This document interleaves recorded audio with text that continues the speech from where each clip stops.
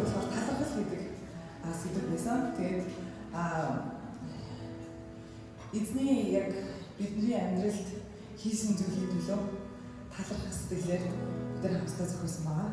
Бид хамтдаа эзнийг 30 минутанд багтаан гаргасан дугаар багт ирэхдээ үгийг уншаад эхлээд өгөөд тэгээд явууллаа бас хүрэх баг тийм үү. За таны урсан цусны төлөө, таны шаналсан сэтгэлийн төлөө, таны туулсан замын төлөө, таны өгсөн нэгүслийн төлөө танд талархъя. Зүрхний гүнээс талархъя. Зүрхний угаас би таныг магтъя. Бүхий зүрх сэтгэлээрээ таныгаа хүндлэе. Халелуя эзэн. Дай мне пол.